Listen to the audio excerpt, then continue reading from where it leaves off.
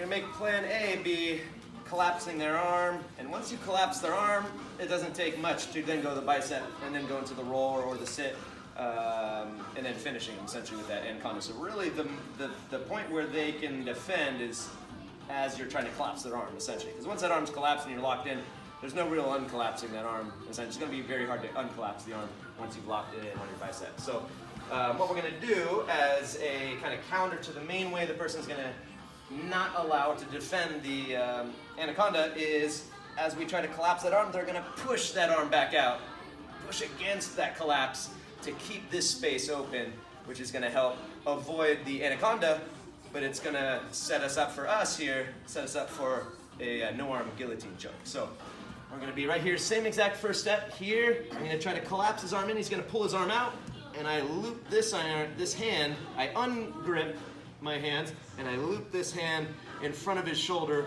make a fist. This hand comes in and grabs the fist palm up right here. This is a classic guillotine grip. Fist, throat right at the top of the wrist, the blade of the wrist there is right where his windpipe is, and I grab that hand right here. So this is the guillotine grip that I'm looking for. I try to collapse this arm in, he pulls that arm out, boom, I come here. I'm gonna then step up with my outside foot. I drive into him to lift him up a little bit, and that's gonna give me just enough space to slide my right shin into his hip, right where his belt would be. And notice I'm using my foot as a hook so that he can't easily pass that leg. I'm also, notice I'm on my right hip. I'm gonna seal the deal by bringing my left leg over his back so he can't even somersault out. And now to finish, it takes very little strength, just like the anaconda. It's just a little side crunch and a little pull. So without a partner showing the finish, we're right here. I've got this shin across his belt line, his hip, and here, this is the finish right here. Elbow towards my hip, pull that hand up. Oh, his forehead should be on the mat, and I should be angled off on my hip. I don't want to be doing this and trying to finish and squeezing, or even trying to side crunch while I'm flat on my back. Get onto your hip, block them with your foot. If you want, you can block them with your leg over, just to, it kind of double blocks them from hopping over to the correct side for them to defend. And it also keeps them from somersaulting. Though if they do somersault, you can somersault with them and finish them in a mounted guillotine as well. So we might go over that maybe next class or next week.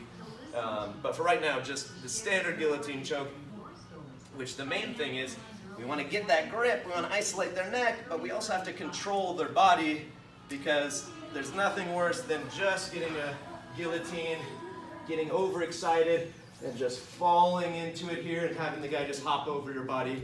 Exactly. And now I'm just squeezing and burning my arms out. I'm squeezing for as long as I want to burn my arms out, essentially, because I'm never going to finish anyone half decent from here. Now, essentially, I just pulled side control. So you don't want to do that. Make sure you're controlling. Very important, maybe even more important than the actual isolation of his neck, is what you're doing with your legs to block the rest of his body, which again, I'll show one more time on Adam here. We're going to use it as a setup, a counter to the anaconda. I try to collapse his arm in, he pushes his arm out, boom, I isolate the neck. Plant my foot, I drive him up to slide onto my hip. Hook, hook, his forehead on the mat, I'm on my right hip. I just do a little side crunch and a little squeeze. It shouldn't take much strength at all. It takes about this much pressure to finish. Even against pretty tough guys, it takes about this much pressure. You should not have to squeeze, squeeze, squeeze, squeeze to be able to finish someone, because it's not like you're trying to pin someone's arm against their neck. You're literally just driving your throat, or your wrist right in their throat. It doesn't take a whole lot of pressure to get someone to tap on this one. This one can be, that being said, it can be a blood choke. It often is a windpipe choke if done in that direction, if done right, essentially. You're putting that wrist right in the windpipe right there. That being said, it can also put someone to sleep. Let me show him Michael Chessie as well. So, start with the first step of the anaconda. Bottom guy, all you're gonna do is not let your arm get collapsed. You're gonna just push against that, and that's gonna actually open up their arm to come across the neck and isolate the no arm guillotine. So I try to pull in, boom, I come right here, step up, I drive into him, and that's gonna lift him up enough to come here, here, Notice I'm on my right hip. My hips are out from under him. I'm also tight around his neck. I don't want his head to pop out. Uh-oh, that's also very bad. So make sure that you can't see your partner, the top of your partner's head, or even the back of their head, really. Maybe barely the back of their neck. A little bit of a squeeze to get the tap. You shouldn't have to squeeze very hard at all to finish this one. One more time. Here. I try to get the anaconda. It doesn't let me get that. That's okay. I'll go plan B. No arm guillotine. I fall to my hip. His forehead's on the ground. I do a little bit of a squeeze, a little bit of side crunch.